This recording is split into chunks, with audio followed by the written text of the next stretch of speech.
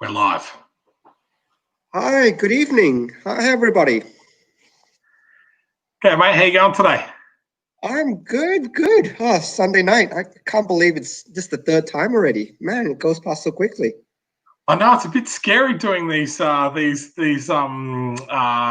Sunday night. It makes you think how many weeks have gone by so quickly. Like we're already on to the third one. So yeah, thank you everyone that's live that's on at the moment, and for all the people that have subscribed already. Really appreciate it. So yeah, can't wait to do this again tonight. Yeah. First comment on the chat. Hey, Max. And you're Max, on time. yeah. Yay. Yay, Max. Woohoo. Awesome. Oh, look, your XCT campaign just finished. How'd that all go? So the campaign finished at 7 o'clock on Friday night. So it was absolutely amazing. We finished on $6,106. So that was $1,100 over budget. We had 144 backers. So this is the 9th XCT campaign that I've run, but it is the most backed and the most funded campaign that I've done. So I have to say thank you to everyone that has supported myself, the series. We're really excited about this new graphic novel, and we can't wait to get it into everyone's hands. When we did get over that $5,000 mark, I've already sent off the pages to be finished colored by Wilson. So I should have them actually in the next week or so, and then we'll go straight into letters and print, and get it out. So super excited. I'm super grateful. We've had a great campaign with Terra Olympus, both you and I, Stephen. So to follow that up with another great campaign with XCT, I'm just, I can't really put into words how grateful I am. With everything going on in the world at the moment, that to be showing that type of support is amazing. And look, the main thing about it all, and this is the one I really love. Look, I do stalk your campaigns a little bit. You know that. It's really good to see the backer count increase. And there's some contention on this point, but if I have the choice of more funding or more backers, it's more backers any day of the week. Mainly because it shows more people reading, and the capability to build off that. It's much better. So to see your backer count actually increase, and it's a decent increase. It's not like you just beat it by 1 or 2. It's actually a decent, I think, by about 40-ish. What was your last one? Was just under 100, if I remember right. Last one was 118. 118. Sorry, just over 100. And to beat it by a good 30 additional backers, it's fantastic. And so that's why I think both me and Sean also thank everyone for Terra Olympus, because to go from 200 backers to almost 400, man, we appreciate all the support. It's just so fantastic. Yeah, and I did see Nerds Amalgamated said congratulations. So thank you guys. They did actually back the campaign as well. So the other thing that I was really surprised with both XCT and Terra Olympus is had a very small margin of dropped backers. So I did have 12 drop backers that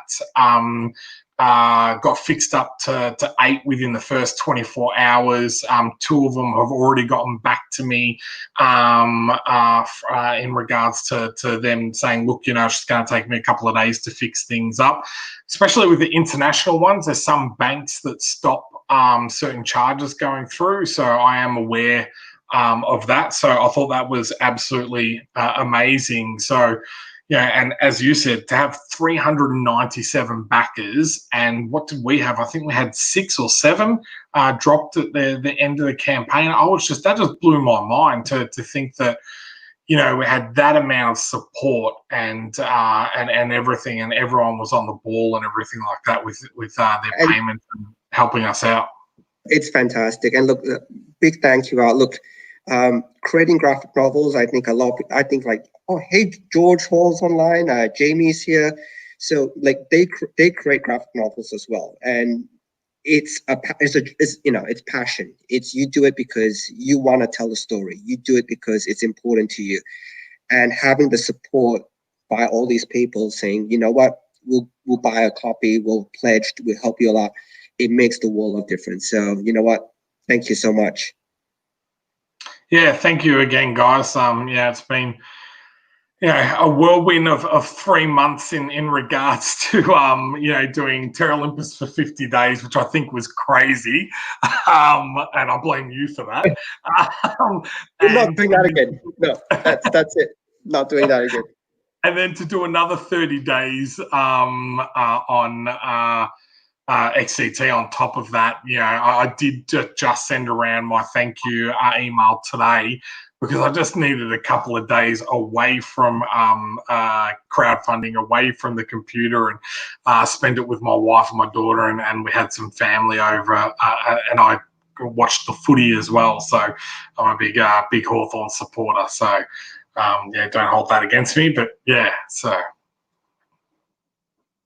Okay, so just a quick one to George. Look, we're actually talking about a completed campaign, XCT. So I put a link up to the Terra Olympus Indiegogo. It's still running, but the XCT one is just basically a thank you for everybody help out. But if you want to check out Terra Olympus, I think there's like 3 days left. Please do check it out. Any support, it's fantastic. Look, thanks in advance, George.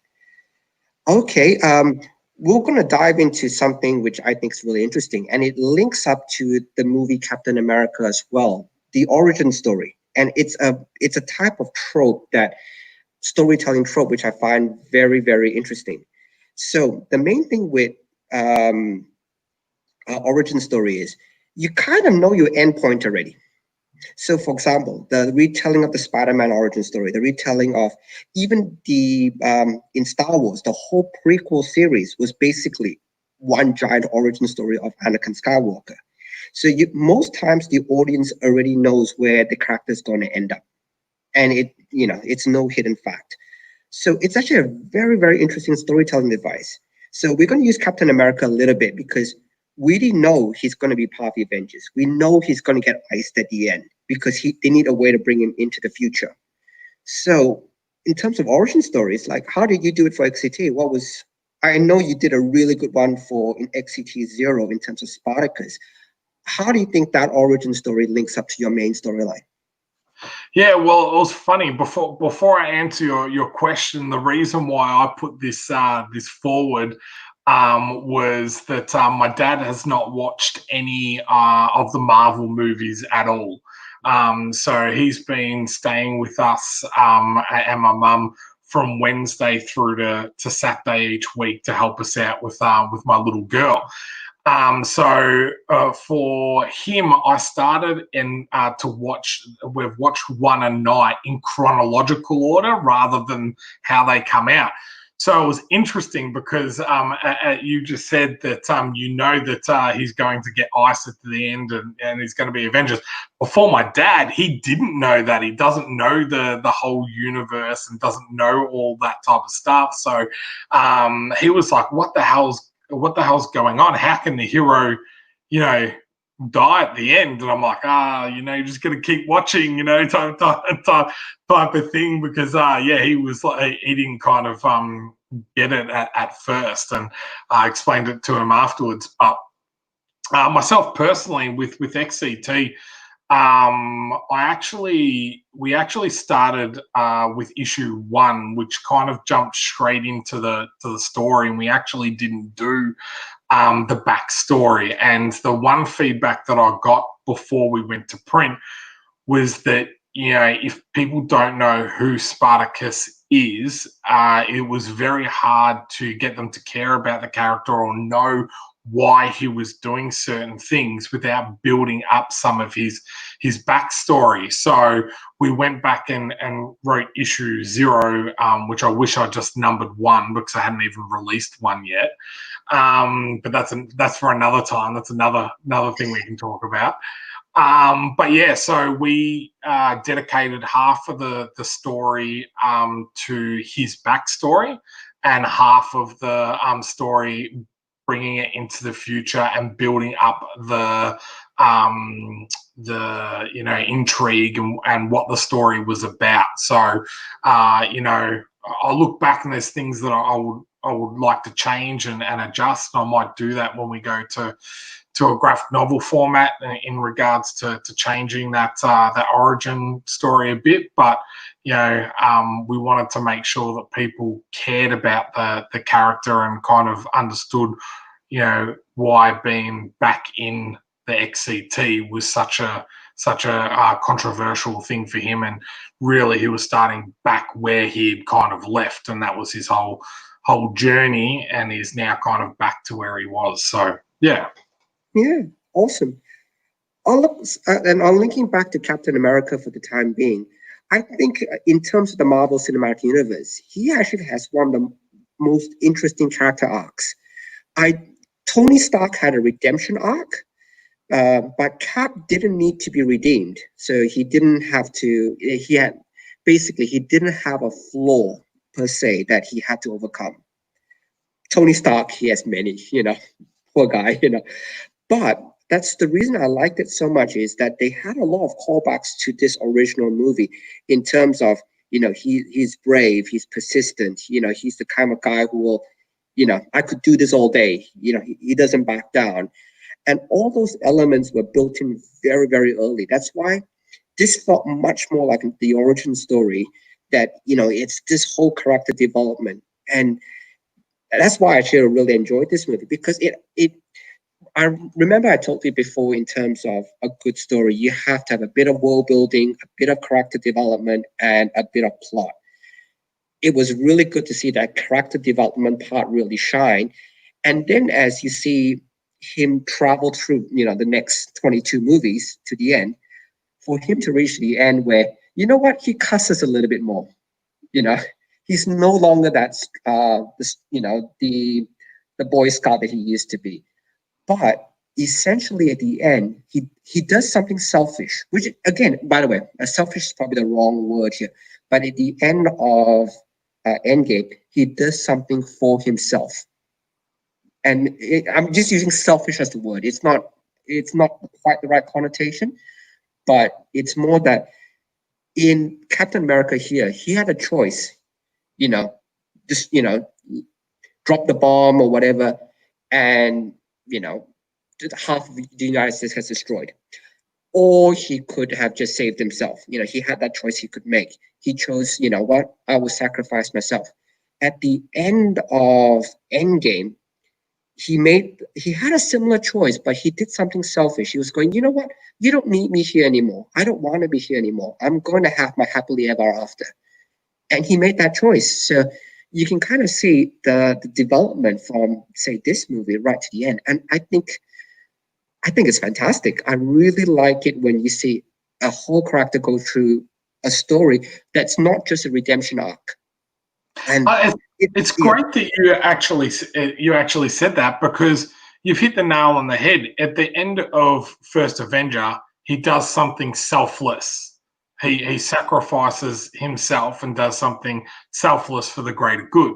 And you've hit the nail on the head that at the end of Endgame, he does a complete opposite thing in regards to being a little bit selfish. He's gone through so much, and he's stuck to his morals, and he's stuck to his higher ground, and that's cost him friends, that's cost him loved ones, that's cost him all these type of things, that at the end he's like, I tell you what, I need to do something for myself.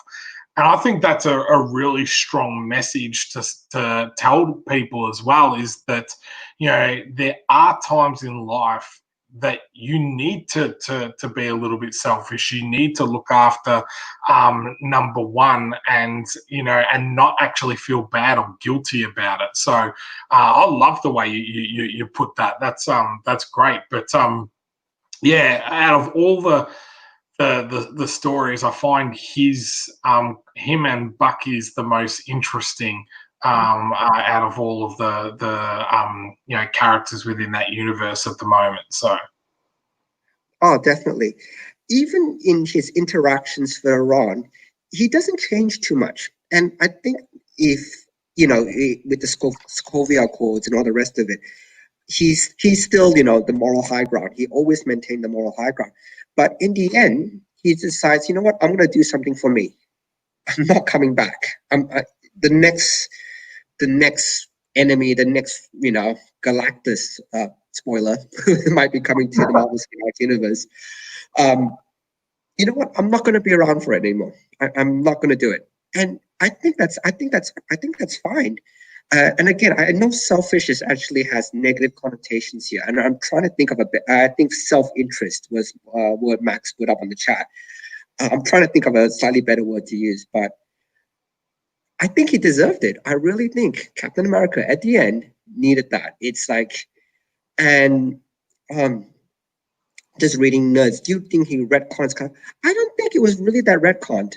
In terms of, it did follow his initial story very much so, in terms of the initial, how he went from World War II into the modern age.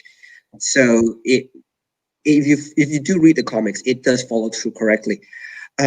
The reason why I think they needed to end is that there's so many great characters in the Marvel Universe, and the last thing you want to see, and in terms of the movies, is the same characters, different actors, and all the rest of it. I think that's where, with the Spider-Mans, it gets too much. And so with Captain America, actually, I'm really glad for, say, Iron Man, Captain America, they've handed it off, because there's so many other great heroes you can start bringing up. And they've started to. You've got Eternals coming up. You've got all these great new characters who can then lead the next 5-10 years. And guess what? They age, they're going to go, somebody else is going to step up. And it gives that build. Yeah. Yeah, I think that's really important as well. I think with any storytelling, there needs to be a beginning, a middle, and an end. And just having him continue on with no real reason to,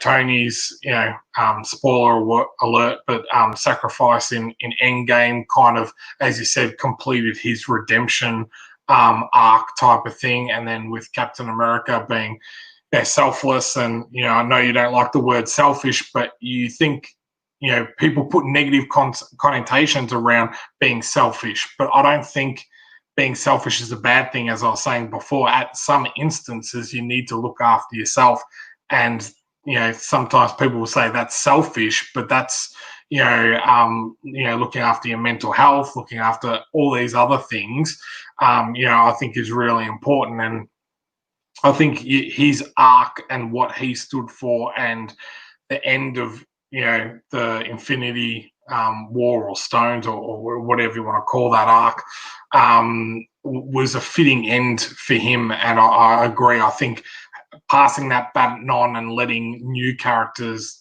come in and take over, I think is really, really important. But out of all the Marvel movies, and all of the origin movies, I reckon this one is like one of the best. Iron Man, for me, is the best. I thought that origin story was amazing, and especially the way Robert Downey Jr. looked. I was like, oh my God, he actually looks like Tony Stark. This is ridiculous. Like, I just totally forgot, that he wasn't Tony Stark. But this storyline I thought was great, with World War II and the Red Skull, and it was done quite well. They didn't try and delve too much into the Red Skull.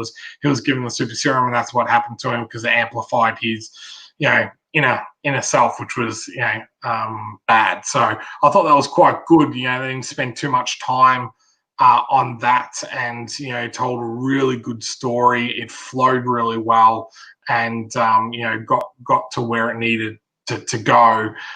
Where I do think I didn't mind Captain Marvel, but I didn't think it was great. It didn't grab me as much. I did like the original Guardians of the Galaxy, because I thought the way they used music was totally different, and different to what they'd done. As I said, we've been watching each of these original ones each week. So we just watched Thor the other night. And I think for the type of character he was, I don't think they probably could have done that any better. But compared to, as I said, Iron Man and Captain America, it was still, the worst, or not worst of the three, but not as good as the other one type of thing. Yeah, there was a moment in Iron Man that actually I saw in the cinemas. I actually watched in the cinemas when it first came out, and there was a moment there when I cheered, and it was so Tony Stark. And I'm really glad they didn't keep his secret. When in the end, in the press conference, he had the notes say it's a bodyguard or whatever. I can't remember what the note said, but basically say Iron Man is somebody else, and he goes, what? Screw this. I'm Tony Stark. I am Iron Man, and. Quentin, he said he has seen it. He's just kidding. So Quentin, don't say that. That's not funny. He has seen it. He put the just kidding there. But the point in Iron Man when he stands up and goes, "I am Iron Man." Oh man, I love that. I always hated Iron Man having a secret identity. It is just so not him. This guy is a narcissist. He's arrogant. He wants to be the smartest person in the room, and he wants you to know he's the smartest person in the room. There's no way he would hide being Iron Man. He would revel in it. He would rub in your face that, and I'm really glad the cinematic universe did that and didn't bother with the whole secret identity thing. And I thought that was really well played. Yeah. So how about this one? In the first, Paul Hill says, in the first Avenger, he was the only superhero. By Endgame, there is many. Some he had trained, so him wanting that happy ending is justified. I felt. Totally agree. I totally agree. George Hall, I like this comment. There's a fine balance between a little bit of selfishness and a little bit of selflessness. And I think that's a great saying type of thing. There is a fine balance between the two, and it is really important. And thank you, Quinton. You were just kidding. You got me. This is the issue when I'm trying to read comments and talk at the same time. You can get me in some of these things. So yeah. Okay, so let's talk, and I know quite a lot of people here are creators as well, so we'll take a slight detour away from Captain America for a second, and let's just talk the origin story. And I always find it's like, for example, I'll give my example, say with Wordsmith, which is a steampunk fantasy adventure. I actually haven't delved into the origin part of it yet. But I was made to write the Bible for Wordsmith. So if you guys don't know what a Bible document is, I was very lucky to be approached by, and unfortunately things didn't pan out because of COVID-19. But I was actually approached to, we might want to take Wordsmith a little bit further. So before we can take it further, you need to write a Bible. So if as a creator, if you haven't done that before, what a Bible basically is, it is spoilers for everything. You write this guy's history, even if it's never shown, never talked about, never developed. You tell who the mom and dad is. You tell what the mom and dad did. You tell every aspect of that character. It's broken up into everything. And then you tell the whole world. And what I find is when you actually do a Bible, you actually really dig into the origin. Like, for example, when I wrote Wordsmith, I didn't really bother too much about all the characters' backstory. But having been forced to write a Bible, man, you have to dig. And they'll throw it back to you to say along the lines of, you know what? Not enough information. You need to put more in. Not enough information. You put more in. And I think in terms of building a character's origin, it's actually really fascinating because it then makes you write the character in a different way. For example, one of the characters is basically an orphan in my story. So one thing I made it very conscious to do is she has a lot of abandonment issues. So when you start actually writing her dialogue, you actually start writing it with a lot of fear. Like if anytime somebody leaves the room without her, she freaks out. And when you start writing, all these nuances start coming up. And I find it, that's why I think writing an origin, even if you don't use it, is actually really good practice because it builds the character up. In Terra Olympus, I actually know what Mia's origin is. Um, she, and again, no big spoilers, but Mia actually comes from a family where um, things weren't always right. You know what I mean? She came from a broken family. And that's why she has this. Basically, she overcompensates that she needs to fix things. So that actually becomes a catchphrase. It's simple as pie. I can fix it because she keeps thinking things can be band-aided really quickly, when in reality, in life, a lot of things are very nuanced. So there is no simple answers to a lot of things. But for Mia, because she doesn't want the arguments her parents used to have, she wants to go for that quick, you know what, stop fighting, stop arguing, let's just do something fun, let's deflect. And I hope when you guys do reach Olympus, you can pick some of that up. That's her first reaction. Her first thing to do is, I want to fix it, I want to change it, or you're wrong, I'm right. She doesn't really dig into nuances very well. And I think when you're building a character, I think that's very important. Did you pick some of that up when you read Terra Olympus, Sean? Yeah. But this is the Paul's question is the question that I have. Is an origin story essential for issue one if you can Oh, avoid it until later? I don't think it's essential for issue one. Even for some movies that do movies that don't tell you the character's origin at the beginning. They either drop hints throughout the movie, or there's a flashback scene, or there's something that happens that makes them have a memory, or something like that. So I don't think it's necessarily important to do it in issue one. But what I do think is important is what you just said, Stephen, is understanding what that origin is and having a basis of that origin. So even with all my XCT characters, it was like, this is their background.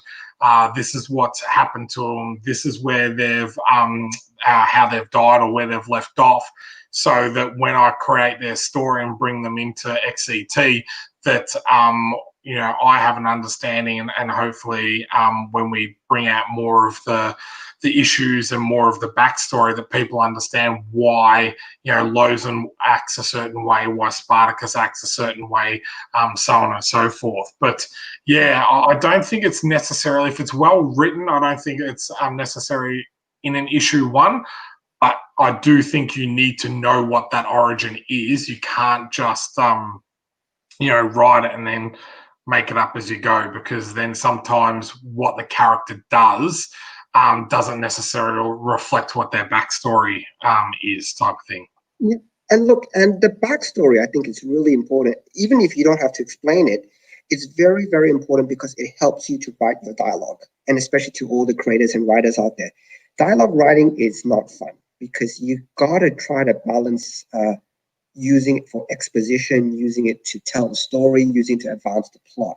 So to write dialogue which seems real to the character is actually very difficult.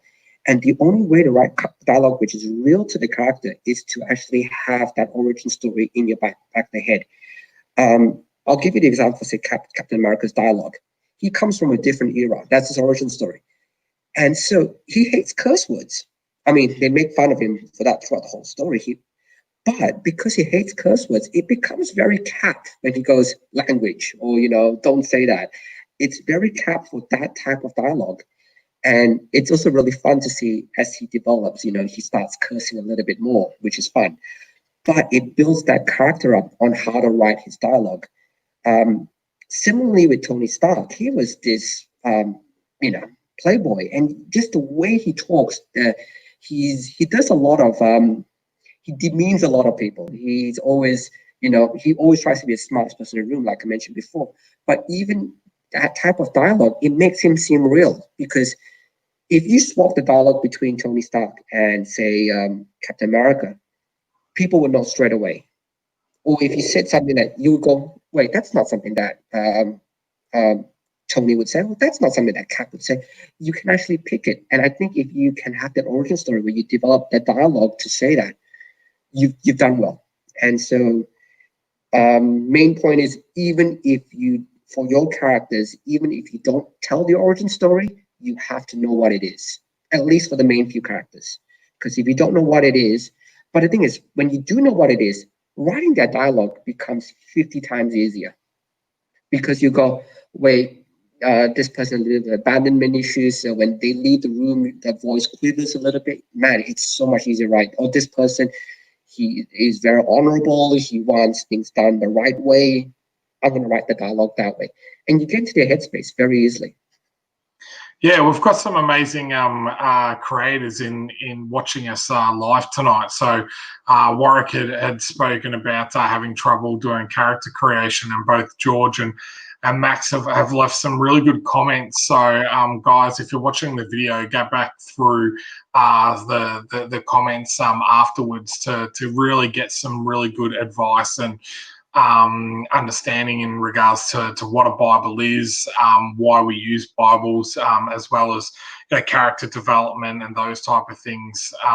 It's great to have so many creators on and everything, and the chat's kind of blowing up tonight. So a little bit harder to put up everyone's comments than usual, but yeah. I know. Look, I'll give a shout out to everybody in the chat, and I'm going to pick certain people. And look, if I miss you, I do apologize. But if you want to bring yourself out, look, as mentioned, I think Max comes to the show quite a bit. He's doing a Game of Thrones with dragons, so really interesting characters there. Max, I really hope that you build some really, really good stories around them. Quentin, he's writing. He's from Truth and Dare Media. He's writing his Wizard of Oz with a twist. I've seen the artwork. I've seen bits of his. I've seen his story. It looks really good. Just on Quentin's question, you gave the 3 ingredients for issue 1. So basically, the origin story is very much a character development story. So the plot that advances is a character development plot. So it's still fitting the 3 criteria, but you're using the plot to build a character. So the plot isn't to advance a end goal. The plot is to delve into the character a little bit. George Hall does Tom, and he's part of Reverie, and I hope I pronounced that right. So George has put out a couple of, he's Melbourne, isn't he, George? If I remember right. George is Melbourne based, so. Yeah.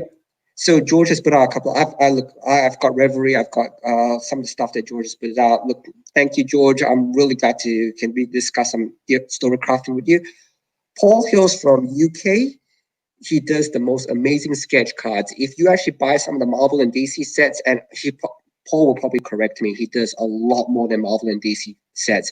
But if you ever check, please check. He does so much good stuff as well. Who else? I'm not friends with you on Facebook, Paul. Yeah, look, Paul, I'll chuck a link towards the end, so don't worry. Awesome. Jamie's from the ACT, so I don't know if you know Jamie, but Jamie was the number 5 on the cause of Stir. So we were number 4. Haha, Jamie, we beat you by 1. Sorry, but no, sorry, not sorry. But Jamie came 5th. So what Cause of Stir is, if you guys don't know, it's a government grant program where you could put your projects forward. If they were voted to be the most popular, you got a normal amount to basically help it get created. So I reached out to Jamie. Jamie did come 5th. We came 4th. We both succeeded, and Jamie's doing a really. I hope I don't butcher this, Jamie, but it's a little bit like Avatar in terms of there's different elements which are controlled. Lightning is one of the elements. The story does sound really, really good, and I'm sure Jamie has a really good story she wants to tell. Let me just backtrack. I hope I don't miss any. Warwick, thank you so much for coming on. Please make sure I haven't missed anybody. George. George Travalos, thank you so much for coming on. Quinton, I mentioned already. Nerds Amalgamated, you're always here. So thank you so much. And also thank you so much for also always promoting creators. That's always fantastic.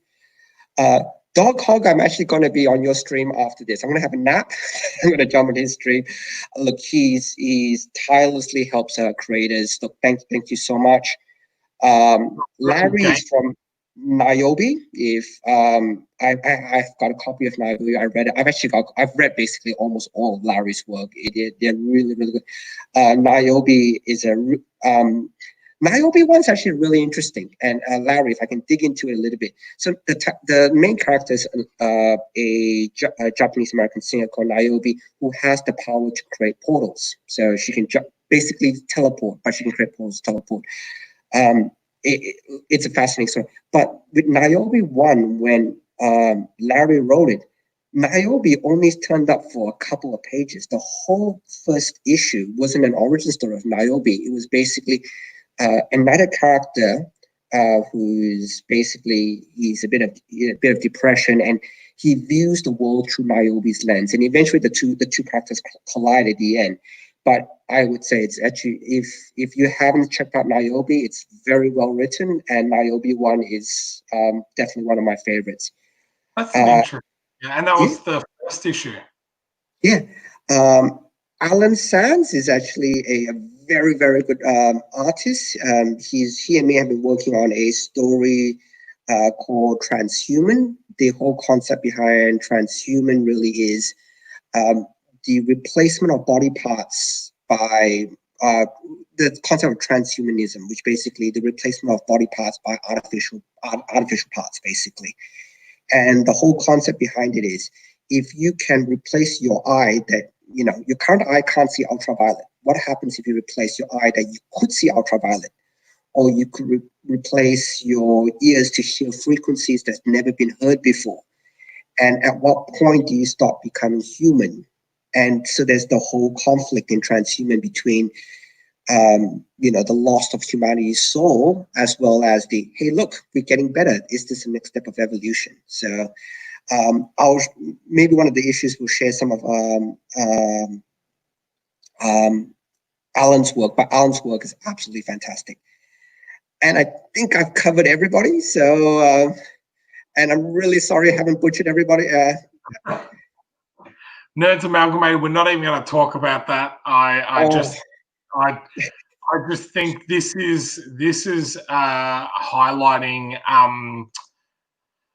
when someone doesn't know a character and just does something for sales, or does something to, I really don't even know the motive behind that. But when you've built a character up in one direction for so many years, and his moral code and everything like that, to have him as a Hydra sleeper agent just made no sense to me at all. But I don't even really want to get into talking about that. I think it was a horrible idea myself. But oh man, I cringed and I cried.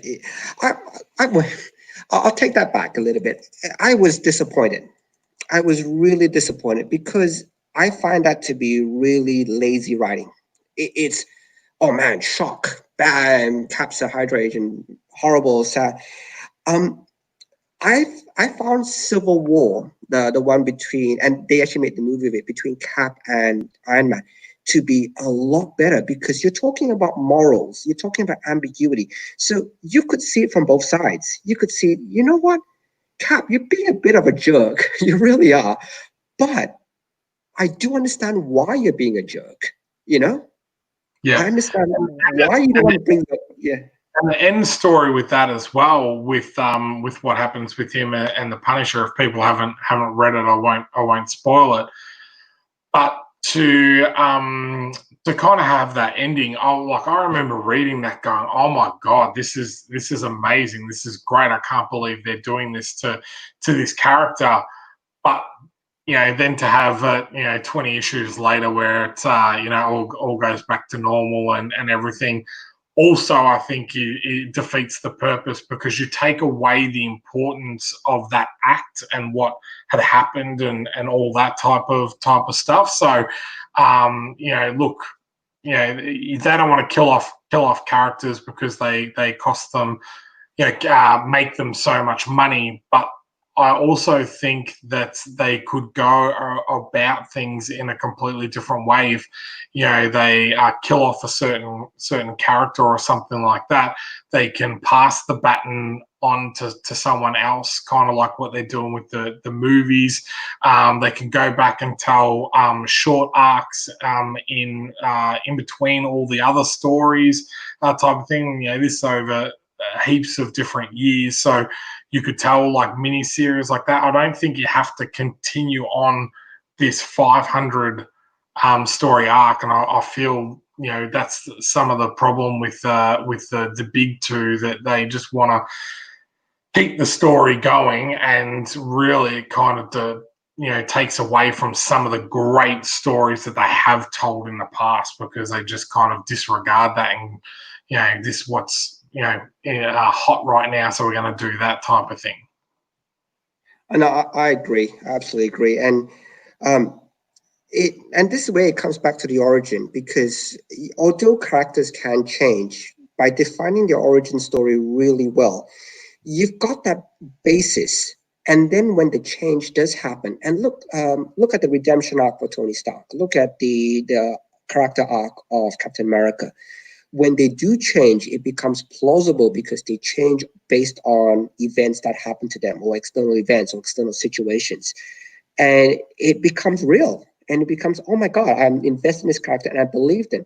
But then to pull the rug under something and go, you know what, Cap's Captain Hydra because it's bad. And we need Cap to be bad because we don't want him good anymore. It's lazy story writing, because you could easily, there was, and this is the Star Wars Extended Universe with Luke Skywalker, the Dark Empire series. Have you read that one? Which one was that? This is Extended Universe. I mean, it's been retconned a bit now, but this is about Luke Skywalker. So this happens after Return of the Jedi. So this is where Luke turns to the dark side. Yes. So again, spoilers if you guys haven't heard, a couple of years. But it was actually really well done. So there was a whole plot where Luke changed he became a Sith Lord. And it was really well done, because what happened was one of the Emperor's clones came back, and the whole idea was for Luke to defeat the Emperor's clone, he had to harness energies that he never had access to. Hence, I'm simplifying the plot a lot, so it's much more nuanced than what I'm saying. But it gave a reason for Luke to do so, and it also gave Luke the redemption, because he knew he wanted to come back, and that's where basically he trusted Leia to be able to be the one to bring him back, and so he needed the additional, the power to defeat this clone, and it was really well done. And so. And what I loved with that also was that when they did the books for the Yuuzhan Vong series and everything, when he was tempted, he was tempted at certain points in that to use certain powers that he got from that series, type of thing, especially when the Jedi was losing and everything. So I loved that as well, that they didn't just go, okay, he used those powers, he came back to the good side, and that was it. They actually used that in him, where it's like, well, am I justified to now use that in this situation? If that's going to save the galaxy, am I justified? So that's what I loved about that, and again, why all that had been retconned was a little bit disappointing. But I think that's, as you said, those nuances and being able to sew those into a story is a really shows a really good strength of a story, as well as that world building and understanding the characters as well. So, Sean, I'm gonna send you a quick picture. Just and if you can, I'll send it through Facebook. Give me a sec, and I'm hoping you can bring this one up because this is I just want to highlight one of the artists on the stream. yep. His work is incredible.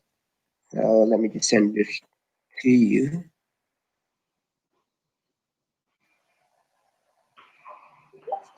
Yep, it's sent already. So if you check your messenger, I hope you can bring this one up. Just the artwork. Just the artwork. Just bring that up, and I'll talk a little bit through it as well. So, who is this? This one is Alan Sands. So he's one of the guys in the chat. Damn, man, this is nice. I like this. So, just a couple of points as well, and I'm happy to point this out to you. So, when it's the same character all the way through. So, and by the way, you guys don't have to go to the level of detail I go into, but I have time. But that gun that she's using on the left, that's a standard Israeli rifle. So standard military issue guns are not AK-47s. They actually look very, very different. They're actually designed to be a bit more lightweight. They actually look a lot more like a paintball gun. So standard military issues actually look more like paintball guns now. So if you notice, that is a standard Israeli military gun. It hasn't been colored, so you're actually missing up on some of the cool parts, the elements of it, because her right hand is all metallic, and her right eye is metallic, and her right ear is metallic. So again, it's not colored, so you see a lot of the elements missing, and you can see the last bit where she's looking away. So in terms of, say, picture and balance composition, this is what I absolutely loved what Alan did here, is there's one far away shot on the left and one shot in the center where she's looking at you, and the one on the right where she's looking away.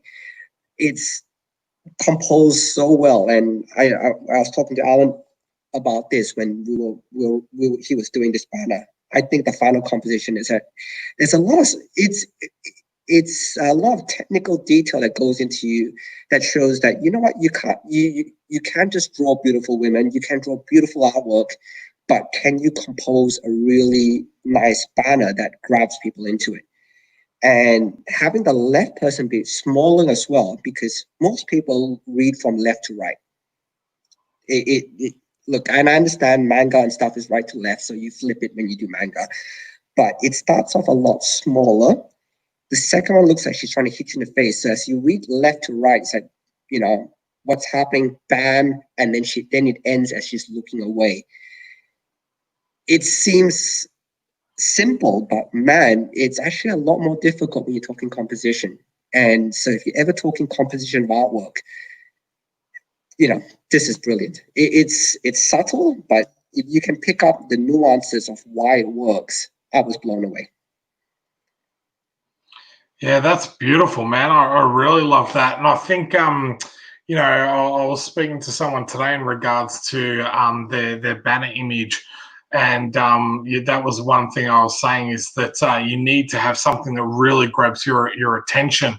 They had their cover, which looked great when you got into the campaign, but the actual image that they were using for their banner was just like a section of the cover, and it didn't have a title, it didn't have any other information. And I was like, man, look at all the other Kickstarters around you, those images and those banners, and then look at yours. You've got all these beautiful images that not only grab your attention but give you some detail about what the project is about as well. So but to my surprise, the person went away and literally within 5 to 10 minutes had updated his banner and changed it and everything like that. So I've it's been really cool to kind of have some be able to give some feedback to people and they actually take it on board and do something with it. But man, I'm really liking that image. That's really nice. So is this a new series that you're working on, or? Yeah. So we're almost done. Alan, who's hopefully still in the chat, he's doing some touch-ups and fixes up for me. I'm hoping to get it colored soon and see what happens. Like, I've got so many things on the run. I'm actually way behind. There was a comment by Warwick. Can you bring that one up at 10:45? Because we can discuss that one a little bit.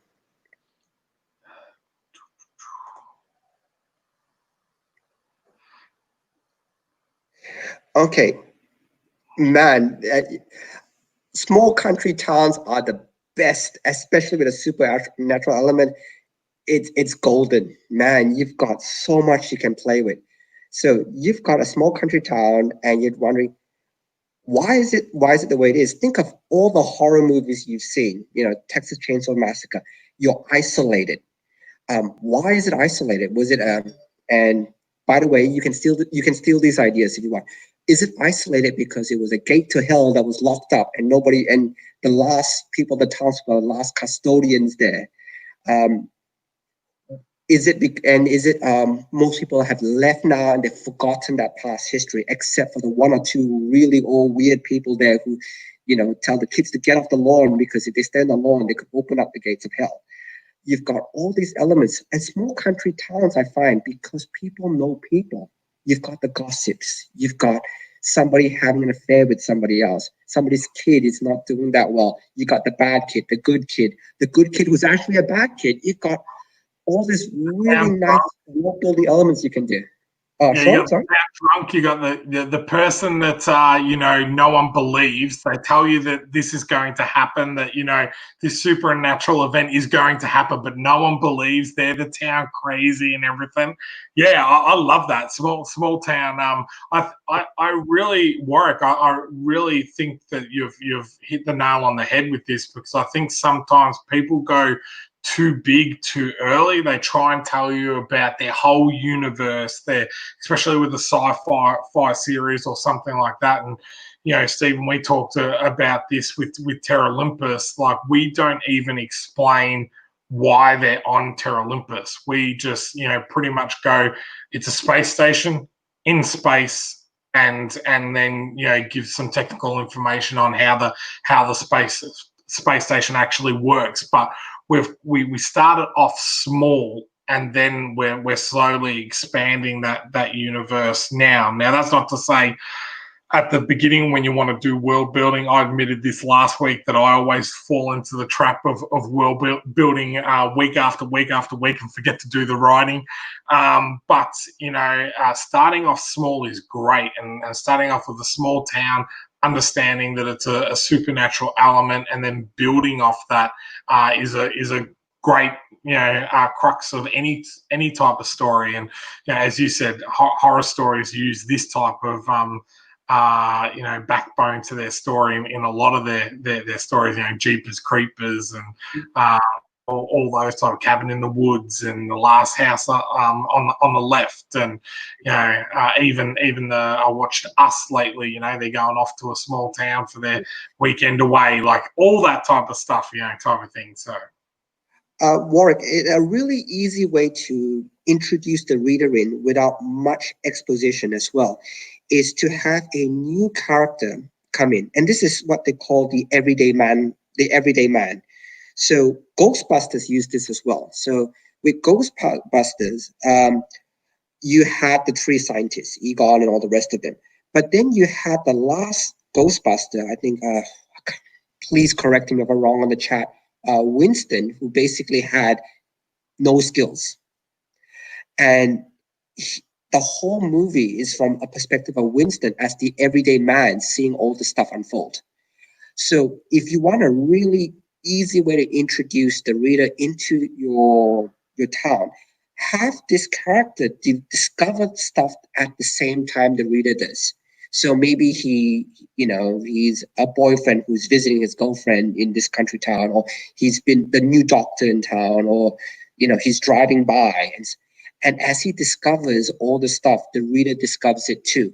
So you are having the reader having the same discovery as one of your characters. And that way, it's not very expositional, because the last thing, and this is really bad story writing, is if you spend 4 or 5 pages basically telling the history of the town. It won't read well, people will tune off. Now, if you have a character discovering it in bits, and I'll let you decide what bits make the most sense, but as he discovers stuff, it's like, oh my God, why was this, who's this old lady? Or why is that room locked up? Why am I not allowed in the graveyard? You know, as you discover all these elements through, the reader's discovering it as well. So try that as an initial approach, Warwick. Again, take advice whichever way you want, but it's a really good introductory way for the reader. And it doesn't feel very heavy-handed as well, because if you slam the reader with expedition or narration or all the rest of it, it doesn't read well. Yes, spot on. We've got another question here. What do you think of origin stories you see in anime high school dramas? You want to feel this one? Or do you want me? Right. I've not watched too many anime high school dramas to be honest. Oh. I'll jump this one. Evangelion. So every character in Evangelion, you've got and again, spoiler alert, you've got Shinji, who's the more shy character. As he develops through the series, he becomes a bit more brave, bolder. You've got Asuka, who's the redhead, who's brash, bold. I think in terms of high school drama, you got to play it that most teenagers don't know what's happening. They think they do, but they don't. Look, in high school, you knew everything. Hey, Ruben, how you going?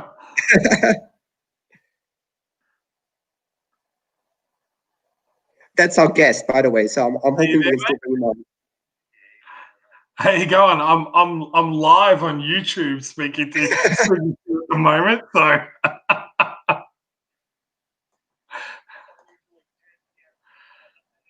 Oh, and Ray, who's the quiet student who's behind the scenes. Oh, really? Okay. Well, if you're free, jump on at any time. I've sent you the link. But yeah. Can he still come on? I still want to. He is about to jump on, so if I do apologise for answering my phone live on air, but that was our guest. Where, as we said, this is only the 3rd week we've been doing this, and we're still getting some of the time differences worked out with a lot of our international guests. So Ruben thought it was 10 a.m. his time, but it worked out to be 8 a.m. his time. So I hope we can still jump on. We'll still give him a good guys. I know our streams usually about an hour. I do hope you stay a little bit longer just to look at Ruben's campaign, because it's a very, very interesting take on world building. So he's again, I'll let him explain it a lot better than I can. But it's magic in the real world where magic users are hunted, and he'll explain it, but it's fascinating. And I really, really hope he does come on, because like I said, I feel really bad explaining other people's work, because I always feel, you know what, I don't have the same passion they do, and I don't have the same nuances they do. I know, but I think the one good thing about that is if you are able to explain someone else's campaign, it means that they've been able to convey what the story is about. If you go, I'll just let him tell you what it's about. You're not 100% sure or anything. So I think that's great when you're able to have a look at someone's work and be able to talk back and say, oh, this is what we've got. So I'm gonna add in Ruben. He's here. So let's us. Hey, Ruben. Hey. Listen. Not your fault. We're just saying we're this is only our 3rd week. we have not got the time differences down pat yet, depending on where people are. So we had our last guest was late last week, and I've been sorry trying to get a hold of you while we've been talking. So Man, if I would have been here on time, that would have been 7 a.m. my time. And we were talking, me and you were talking, and it was almost 3 in the morning here when me and Sean were talking last night. Oh, really? Yeah, when we were talking and you were giving me the advice, and I was like, "Oh, I got a sleeping baby on my chest. I'm gonna take care of everything in the morning." That was almost 2:30, 2 o'clock in the morning, almost 3 in the morning. I was waiting for my fiance to come home from work. She works at the restaurant, in a restaurant. So if I would have gotten up this morning to be on the show on time, it would have been 7 a.m. my time. I'm like, oh, 10 p.m. their time, 10 a.m. my time.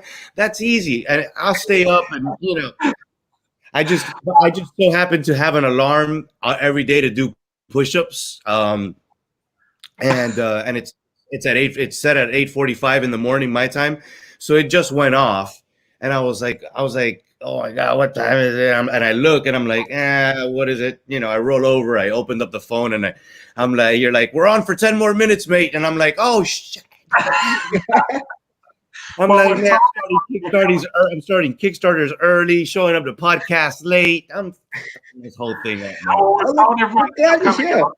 So we've asked them to stay a little bit longer so we can go through all your stuff. So yes, then we've got people saying hello already. Hey, what's going on? So there you go. So we understand that our first guest, Kieran, as well. So yeah, kind of. I don't know. He's all right. He's all right. No, he's a great guy. Has been a great friend. We've been together. We've been together as friends and creators in terms of like just knowing each other for a few years. It's been a while. I can't remember a time where I was doing the agency and didn't know Kieran. I think Kieran was one of the first people I met, one of the first podcasts I went on, and just a true friend, man. Somebody who's been around. We both had kids around the same time. It's a real crazy timeline that me and him share, really, to be honest with you, because we both went through all the same things as creators around the same time. I think I was ahead of him on putting out a book maybe by a couple months, because we put out the agency, and then I remember the Talking Bread coming out and just being like, this is freaking brilliant, this is hilarious, and this is awesome. So yeah, we've known each other for a while. Oh, that's awesome. So we're here to talk about your latest Kickstarter, which is the agency. So what I'll do is I will chuck it up on the screen, and then I'll hand it over to you to tell us about the agency, a little bit of the background story around it, and then we'll ask you some questions, and then we'll throw it over to some of the people in the comments as well that might have some questions for you. How long's the video? Do you want to play the video? If you want to play the video, we can do it. Let's play the video. Oh, baby, I'm here. Okay, let's do this. Extremely awkward video, but it's okay. That's why we asked the guests first. Yeah. Hi guys, my name is Ruben Romero, creator and writer of the agency. If we're at a convention and you came up to the table, I give you the elevator. The agency is Harry Potter meets Mission Impossible. Magic smashed in with espionage and high octane fun.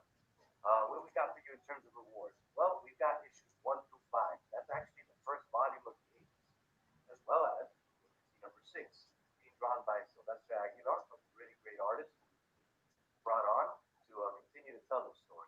We also have stickers, a variant cover with art that's never been used before ever. Check it out below. We also have the agency novel that has recently been adapted by an author named Spears, which entails and goes way deep into the sandbox of the agency. So for those of you who like to go deep between the panels, well, the novel is definitely for you. And a host of other digital comics and other rewards that you can check out below. So I don't want to take up too much time. I just want to say thank you for stopping by, and let's go ahead and get this thing funded. Nice. Oh my God. Nice. No, I like that. I like that. That's a bit of attitude, man. I like that. Yeah, you could tell that I was like, you could tell that I rapped for like 10 years. Plus, I'm Hispanic because everything is all like, hey, yo, check out the Kickstarter. Like, it's crazy. It's crazy. Like, I can't do any of those videos without like bopping, you know, because I'm like, Wipe my hands stay down here because I'm like Ricky, but I don't know what to do with my. It's like, oh, the robot, like. Yeah. And that was like the 12th take too. That was like the 12th take. I was like having my fiance film it, and I was just, I kept fumbling the words and it was horrible. But yeah, long story short, that's me, and this is the agency. If you heard it or not, the elevator pitch is Harry Potter meets Mission Impossible minus the wands. We always thought that was a good representation of just kind of the two elements that are heavily featured in the book, not so much story wise. You know, there's espionage and there's magic, and there's a world of magic. And the agency centers in around Riley Dean, who's a 15-year-old mage, who's actually the first mage to be able to cross into other planes of magic and be able to do other different kinds of magic. So, you know, he meets our A team.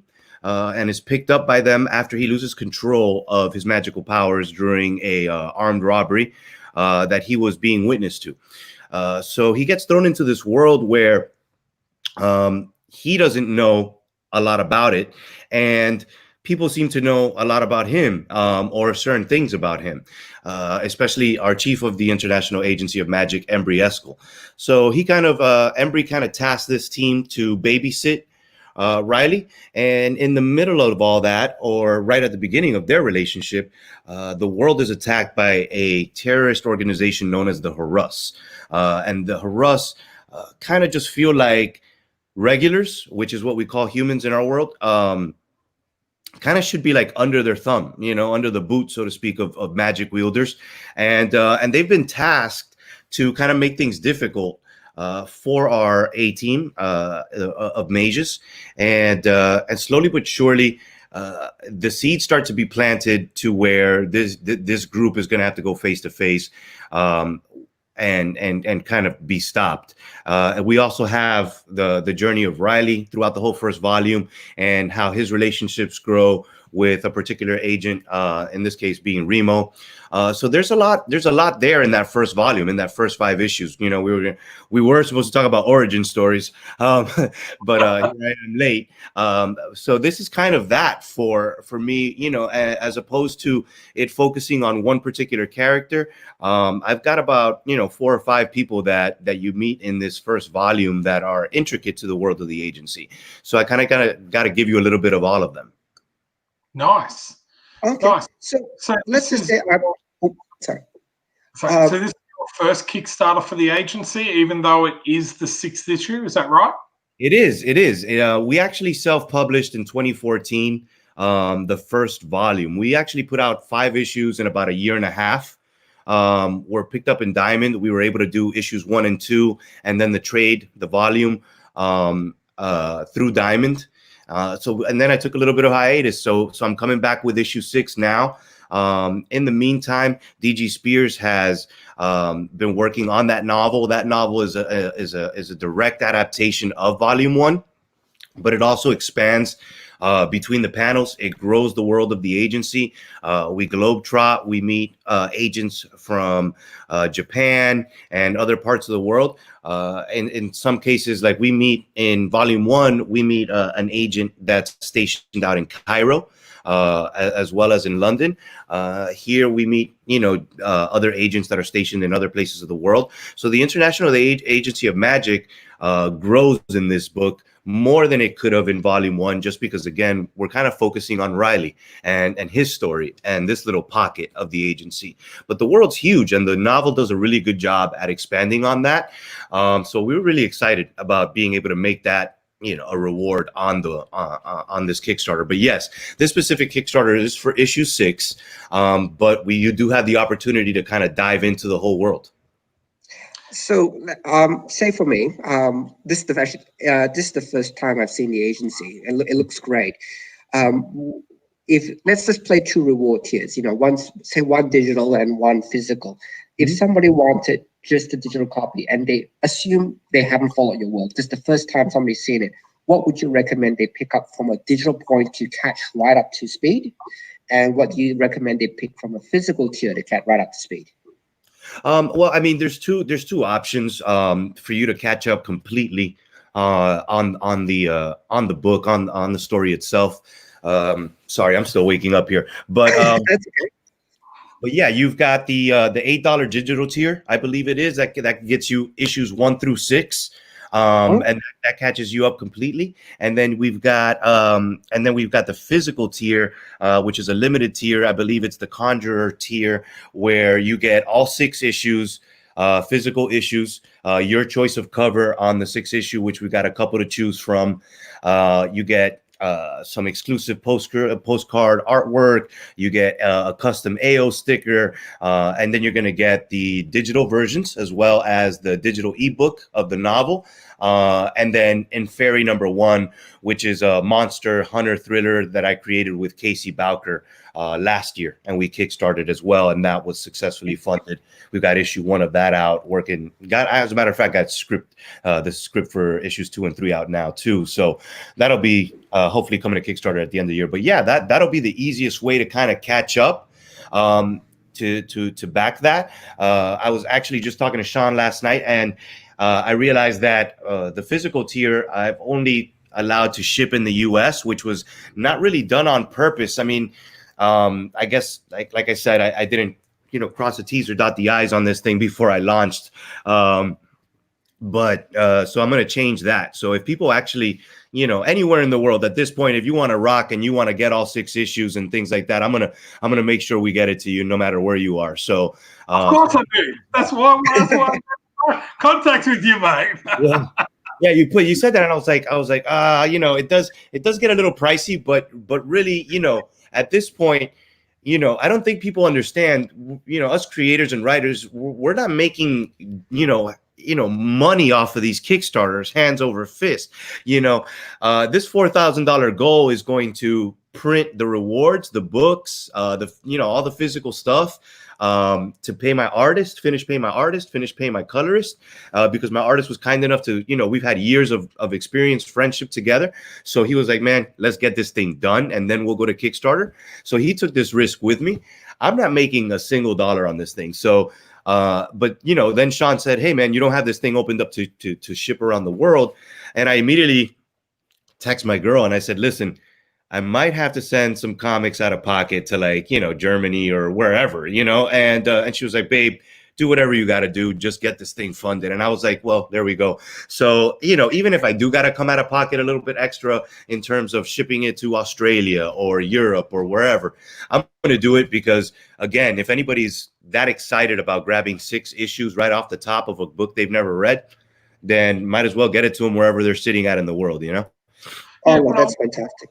Yeah, and I would say to you, man, especially with Kickstarter, a lot of international people understand that there's a cost in regards to shipping. So we wouldn't expect you to ship that shipping price to be the same within the US. So if you have to bump up that price a little to make sure that you're not putting it out of pocket, we all understand that as creators, as collectors, especially for us here in Australia, we're used to paying shipping from the US and that type of stuff. But I think having the opportunity to read all 6 type of thing, that would entice me more to kind of back the project than just buying issue 6 and then kind of trying to work out what was going on type of thing.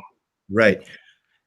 And the main thing would be you can definitely I had a question pop up. I think it said how many pages, Quentin?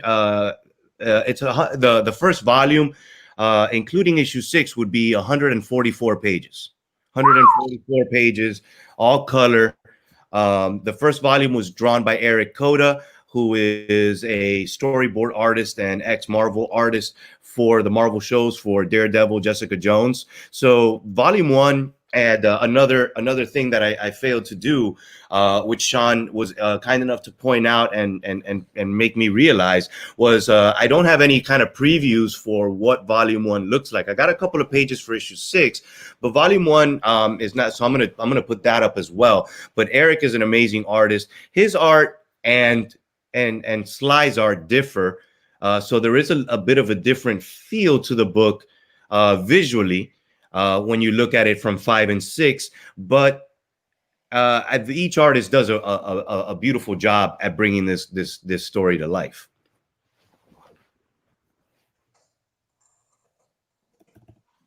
You were going to say something, Stephen? I was waiting. No, I'm just typing. Basically, $8 for the digital. It's a bargain. You know, $8 to get caught up with the story. I think it's fantastic. And yeah, look, I really hope you do succeed with it. It looks really fascinating. And I think there's a lot of good comments. A lot of people are finding it really interesting that the storyline that you put forward. Sweet. Just one comment, and it's pure 100% constructive. All right. It's sometimes a bit difficult when you start with issue 6. That's probably where I think you might have turned a couple of the readers off. But the fact that you actually have all the tiers to catch up available, I think that's fantastic. And I think that's probably going to be... What I didn't want to do is come out and try to kickstart an issue where nobody knew, you know, what came before it. So it was crucial that we had a catch up tier. And you know, even physically, I struggled because I struggled with wanting to do the physical copies, because for a while, you know, as a creator, you start like, you know, you do a print run and then there's like, you know, 30 left over. So you put it in a corner and you do another print run and like 5 are left. And you continuously start to build. And I had that. I actually had about a long box and a half filled with issues 1 and 2. And then I had a couple of boxes with about 40 of the trade in each box. So about 4 or 5 boxes. And I had them sitting in a closet. And in 2018, I had an apartment fire. And a lightning hit my apartment building and caught all of that on fire. So I lost my catalog, you know, my back issues, so to speak, and my content to be able to go out, you know, and go out there to the cons.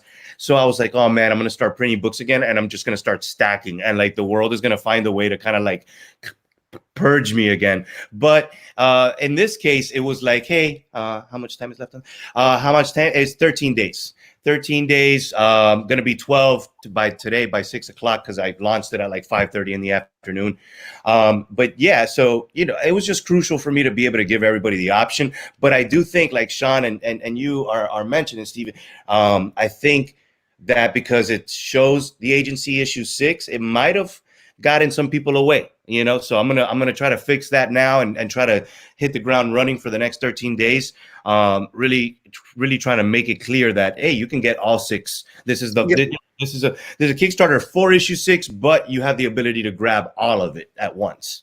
So yeah, the one that's Ruben earlier today was just to change that title there from 6 to 126, so that people know that they could get the whole thing, and that the Kickstarter will say that this is for 6. But when you're clicking on the at the very start, that if that title said that, then people aren't going, oh, okay, it's only for issue 6, that they know that they can get 1 to 6 type of thing. And seriously, man, 144 colored pages for $8 digital. Mate, like seriously, anyone watching this, like that is a bargain, and a really good chunk of a story to be able to read. There was a comment there before that said, "Oh, Ethan, what happens if Ethan Hunt met Harry Potter?" And like that, I think that's a pretty cool line for you to use with the agency as well. Like that's a cool crossover, because that would make me want to know and want to buy the book as well. So, but 13 days, guys. He's 55% funded. This is definitely something we want to help get across the line. So, if you can support the project. I know the exchange rate for us is a bit horrible at the moment, but as I said, $8 US, which I think is about $10 to $12 Australian at the moment. 144 pages, man. You couldn't even get a book for $12 at the moment. So I think that's more than reasonable type of thing. So, and I can say, Ruben, man, I've seen you grinding this week as well. I think you've been on like 5 different podcasts, and all hours of the day, and it sounds like you got a little one as well on top of all that. And I've got a 3-year-old, and I know how hard it is, and Stephen's got a little one as well. We all know how hard it is with a kid as well to be doing these Kickstarters. It is tough, man. It is tough. Like I told you, we were talking last night, and I was actually putting together just some notes for like I said, I've got scripts written for the agency for days. So it's like, I've got a condensed version where I wrap this thing up in 12 issues, and I've got a longer version where I wrap it up in 24. And when I say wrap it up, I just mean Riley's story, because again, this world is filled with just so much potential. But Riley's specific story, yeah, and I had just gotten into like this really good groove where I was like, oh man, and like the dominoes were falling in my head, and I was like, okay, let me add this and let me change that, and then all of a sudden I just hear, and like he doesn't have like a cry, he just lets out that one little like, hey, I'm up. And he's gotten to the point where like he like scoots himself out of bed, opens doors like a velociraptor. So like I just wait for him to like come out, and like he comes out and he's like, "Night," and I'm like, "Yeah, let's go back night." So I got out of the groove, threw him on, started watching Captain America, and then you messaged me, and it was just like one of those things. My wife gets home, and we're not, we didn't fall asleep till about 2:30, almost 3 in the morning. And I'm telling you, I woke up paranoid because I was afraid I was going to sleep through the thing. And I'm like, no, it's 10 a.m. my time, 10 p.m. their time. We're good, no worries. And I'm telling you, the push-up alarm going off, and I just so happened to open my phone because I wanted to look at the Kickstarter, obviously, because you know how it is. You wake up in the morning and you're like, did I fund overnight? So did I miraculously make $2,000 overnight? So it was just like I looked at it, and then I seen a message, a little red dot on the Facebook Messenger. I'm like, who's messaging me so early in the morning? And it's like, mate, we're only on for 10 minutes. And I was like, babe, I gotta get the laptop. I gotta go. So yeah. Those Aussies, mate, I'll tell you, they just message you at all hours of the night and morning And I don't get bored of them, really. Like the Marvel movies, like they're kind of like my Star Wars. Like I can watch Star Wars and Marvel movies over and over again, and it's one of those things where it's just like it does not get bored. I literally watched Captain America: First Avenger, then watched Black Panther, then watched Winter Soldier. Then by the time my fiance got home, I had started Guardians of the Galaxy in the room. And we fell asleep to that, because I'm just like I'm a pure junkie for those movies. I really love them. Love the MCU. Oh, that's fantastic. Look, going back to the chat, guys. Look, let's help him get over the line as much as possible. Look, we'll share your work as much as we can as well. I really want to see it. It's a good-looking story. It looks interesting. I love the world you're building. And man, I want you to get 7. I want to see 8, 9, 10. I want to see all the rest come out. So me too, man. Me too. I really want to tell this story. It's my baby. I call it my baby because it's the first thing, 100% that I've ever seen, other than my music. I did music for 10 years, but creatively as a writer, the agency was the first thing I ever saw come to fruition. I was my first comic book. And I set out to make, and we did it. and a lot has been done, and there has been a bit of a hiatus between issue 5 and issue 6. But again, that's the world that you live in. I think as creators, you know, and you know this, Sean, because you've been creating a world for a while now too. You've had your book out since about 2014, no? 2014, 2015. So you know, it's a long road for us. You know, people think, oh, ongoing series, indie, you know, it's like, you know, you come out with a book like the comic, like Image does every month. No, we're independent creators. And unfortunately, we're all so naive when we go into this, mate. We're all so naive. right. A lot of people don't realize, like, there, you know, I was on another show, and the host kept making this distinction about the years that it had been between issues 5 and 6, and you know, being on the show, I didn't want to come off as rude or anything, but I just kept thinking, and I'm like, yeah, bud, but I put out 5 issues in a year and a half and got picked up by Diamond and spend the other half of that year trying to do the Diamond thing, you know? And then after that, you know, my mom had just passed away, and then I got a divorce. So it was like, life happens to us independent creators, and we don't have a CFO or a CEO or a chief creative officer behind us, like Dido or Feige, who's going to bring in another team to kind of usher your book to when, you know, your boo-boo feels better and you can come back and work on it. So it's like, you know, our stuff takes a hit if life happens. If I have another baby, or if somebody passes away, or I get fired from my regular job, my creative stuff is going to take a hit, you know. And I think I you know, I didn't say that, but I was thinking it. But the best thing, what I did say was, the best thing about the independent community, comic book community, is that they're loyal, and that they're very forgiving, and they understand if they love your stuff, they will wait that time, you know, and they will come back. So, you know, little by little, it is what it is. But, you know, in the meantime, during that hiatus, we created 3 Swords, and I wrote 2 short films, put out 2 short films. So it was a busy time, but coming back to the agency was always the plan. It was just about being able to do it right and tell that story.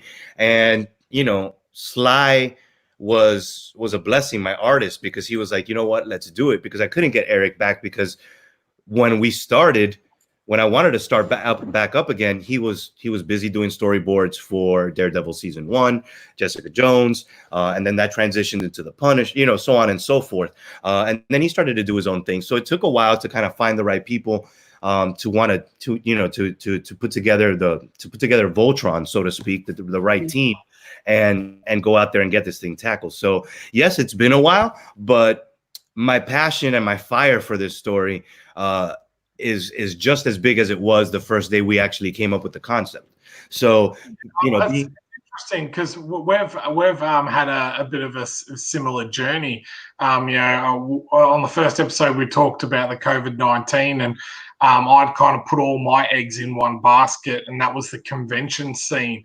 And the majority of time I make my money is that June and July, there's about 7 or 8 conventions in a row. And then this hit, and I was like, oh my God, man, I literally don't have the funds to kind of keep the business going and keep creating as well. So we turned to Kickstarter to make sure that we were still creating, that we're still able to put out some new stuff, and kind of really highlighted to me that I needed to make sure that I was starting to diversify what I was doing. Because, you know, you're right, you know, life gets in the way, you know, certain things happen. You know, same with me. I had Jerry Gaylord as my original artist. He got picked up by Warner Brothers, was doing stuff for Scooby-Doo. You can't begrudge anyone for moving on and kind of moving out of your sphere and all that type of stuff. But, you know, that type of stuff means that, you know, you then try and find another artist that not only that you can that can do the work that you want, but that you can have a relationship with. And that's what it is like, you know, when you're doing this type of stuff, it's having another relationship with someone. You know, it's almost like another marriage, you know, type of thing. You know, you need to be able to work with that person. You know, you need to be able to work through creative differences with that person, you know, all that type of stuff. Yeah, no, it is. It is a give and take relationship. You guys, and that's why having an artist that you can call a friend is so important, because it is a marriage. It's two different personalities. You write something, and they read it and they can interpret it differently, and you get back that art and you're like, man, that's not what I meant.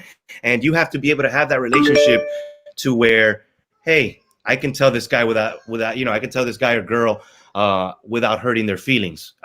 This is it. I meant I need you to do this, or I need you to do that.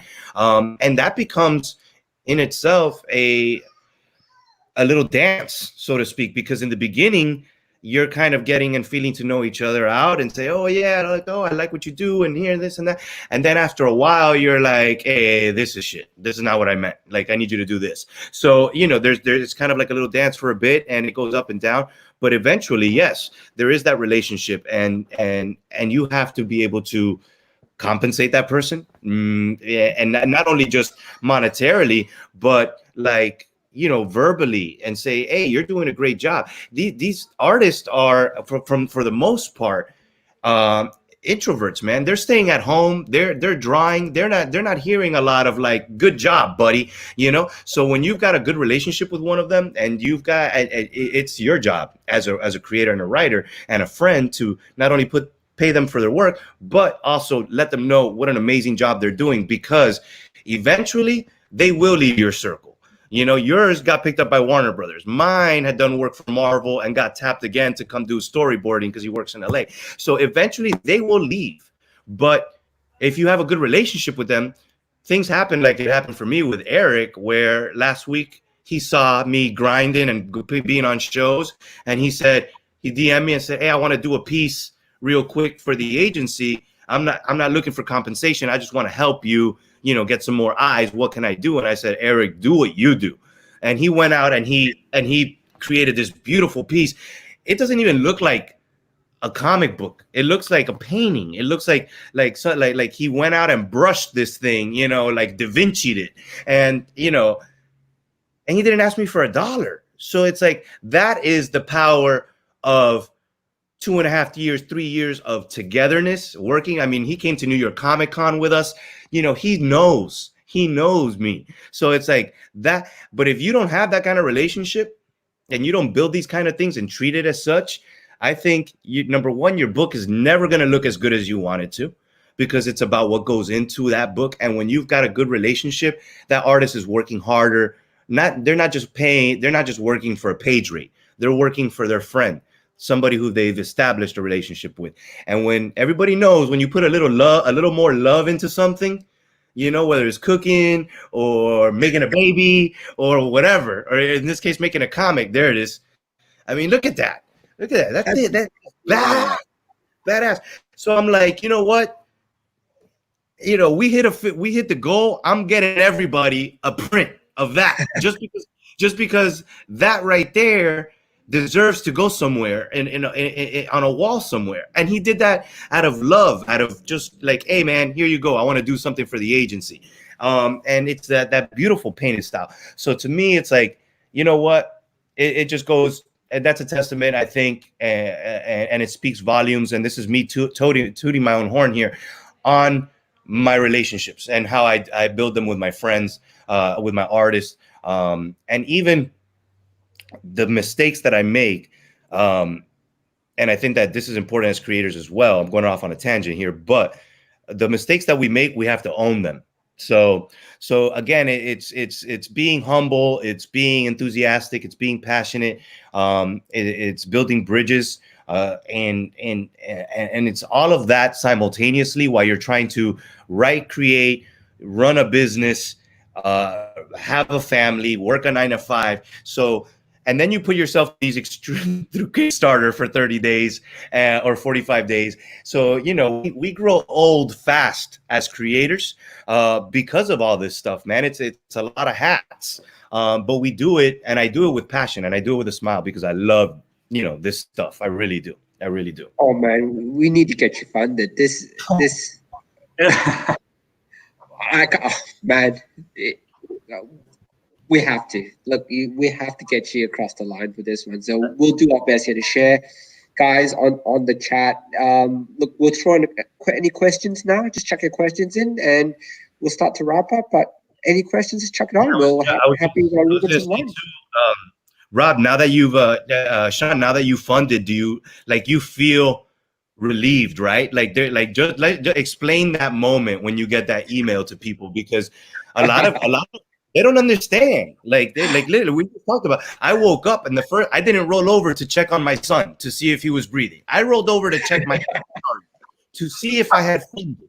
Okay, so I want people to understand the mentality, just the personal relief that you get from getting that email.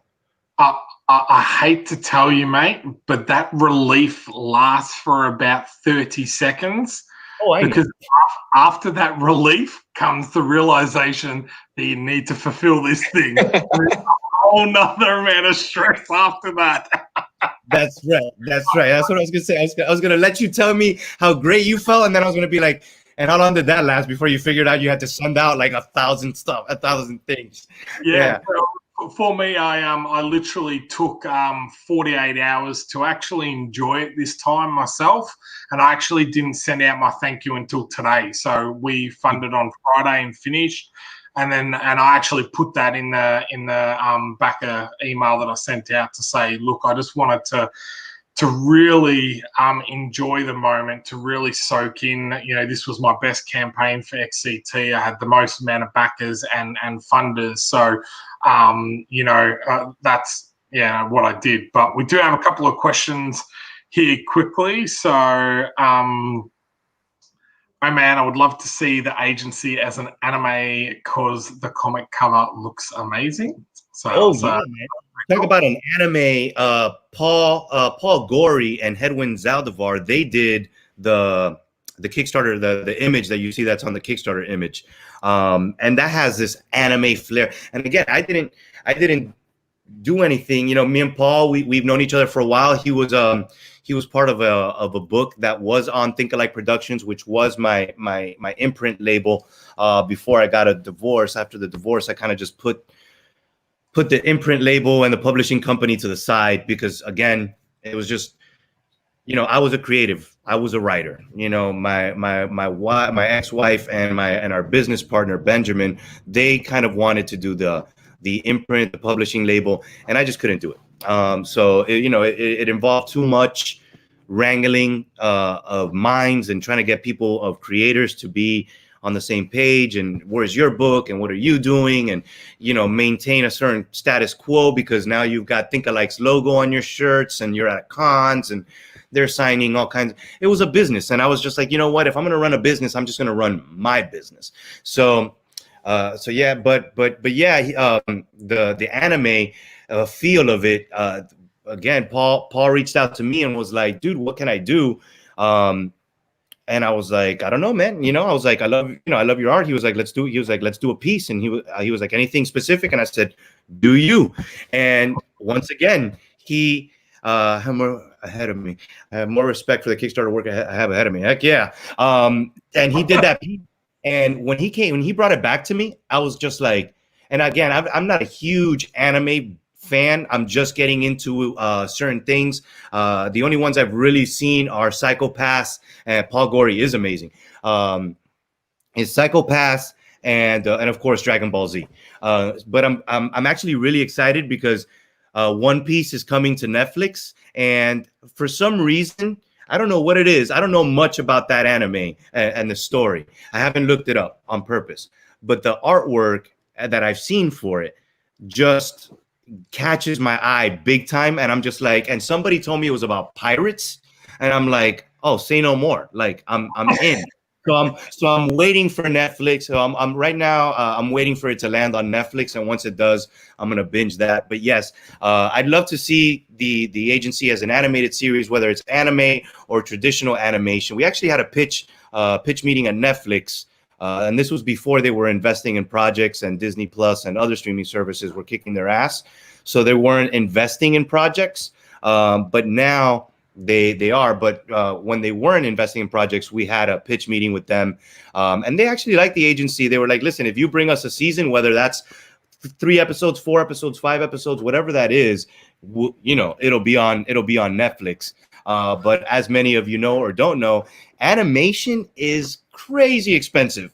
So like for like 3 minutes of just animation is like $20,000, and I was like, yeah, well, no, that's not going to happen. Yes, So you look at least 100K. It's about 100K per ep. That's right with full production, voice actors. Oh, just a quick one. So if you can see from that side on the screen, this is an example of what somebody else did, which I think if you can adjust the title, it will definitely help you a lot. Just having that /1 to 6, like father, like daughter. She's so funny because our group, Ruben. Yeah. So she's in our group. Which is really funny. And I've been looking at that like 1 through 6 forever, and I'm like, I completely disconnected on that. I was like, oh well, in the rewards they'll be able to tell it says 1 through 6. And that was my mentality. But I just didn't think of how much people were gonna like look at the title, oh, the agency 6, and move on, because it's like, oh well, he must have his Pixar films are 1 million per. Well, yes, Pixar. Listen. Okay, that's another like love of my heart. Okay, like Moana and Coco, like those movies sing to me, and I don't mean like literally because of the music that's in it. I'm talking about just like the story, the characters, those things. Oh my God! Like, and on top of everything else, my 1-year-old son. I know he doesn't know what's going on because he's only 1, right? So we know they don't know much, but he loves them. He loves Moana and Frozen 2, and he just sits there like Toy Story. He watched 1 through 4 yesterday with me. He'll sit there and just be like, and it's because it's like I wonder, what it is that gets them, because obviously, and then it's funny because I'll notice him react in certain things, like when Lotso Lovin' Bear gets like angry with Woody and the team, like if he's sitting next to me, he'll like kind of grab my shirt and hold on to it a little tighter, and it's like he must be realizing that this is a emotional moment, like this is so it's babies. This is my first son. This is my first baby. Kids are freaking amazing. So like watch them develop is crazy. But yes, Pixar, $1 million a minute. I don't doubt it. I mean, have you seen Sully in Monsters Inc? Like his hair, like if you go and you like zoom in on it, like the detail on there is amazing. So maybe hopefully one day I'll get a Pixar agency movie where we can see like Riley's pores and like he's got like his 16-year-old pimple, But yeah. We better wrap this up. Thank you very much for coming on. But here it is a Sunday night, so a lot of our watchers are heading off and are going to bed for work tomorrow. But I thank you very much for coming on. We'll share your Kickstarter on not only our YouTube channel, but I will share it on our Facebook page and around in other groups that we've got as well. Again, people definitely check out Ruben's Kickstarter, $8 for the digital campaign, and that gives you all 6 issues with over 144 colored pages. So, and we do know with any creatives, every dollar does count. So, don't think that, it's only $8. No, for us, every dollar does count. So, thank you very much for coming on. Thank Stephen, you for having me. I'm sorry for being late. No, you're fine. All good. Okay. Thanks, guys. Hey, guys. Thanks so much. Thank you. Bye-bye.